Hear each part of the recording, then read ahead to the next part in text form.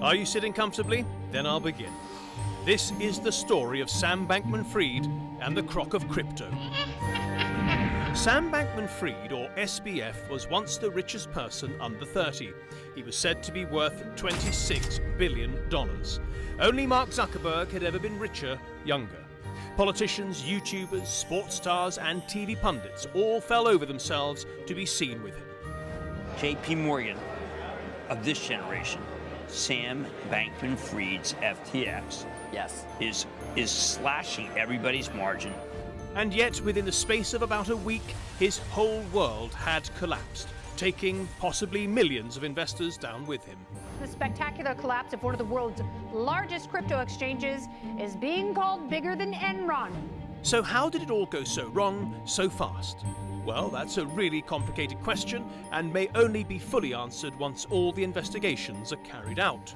But let's just start by identifying the main characters in this twisted story.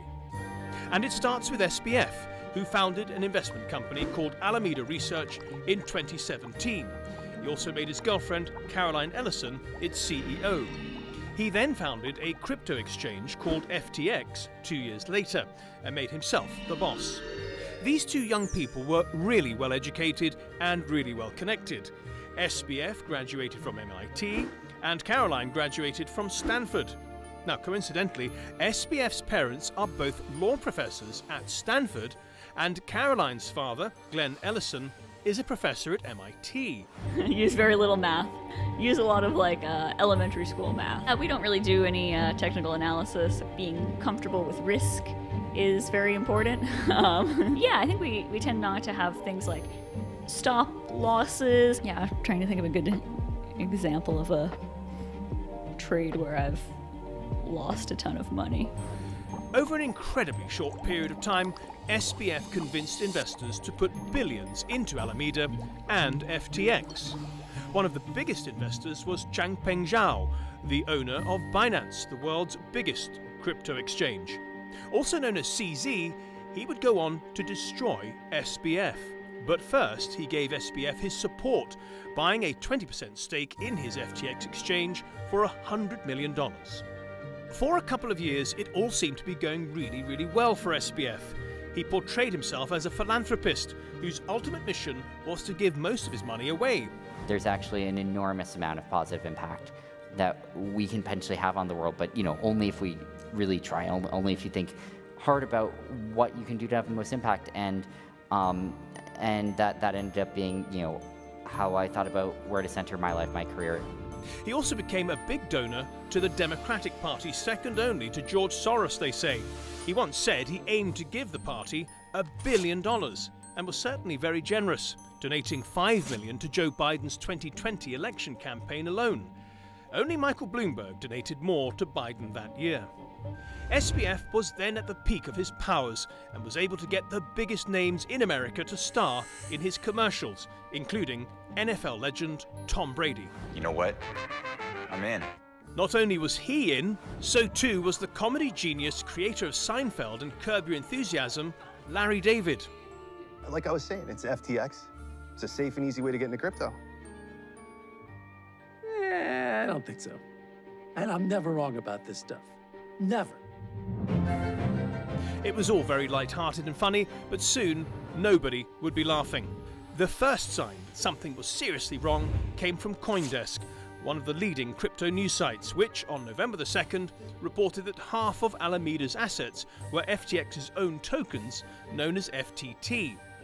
That was a massive alarm bell, because the token's value was, in the words of one analyst, essentially made up out of thin air. It also raised very serious questions about how separate the two companies really were.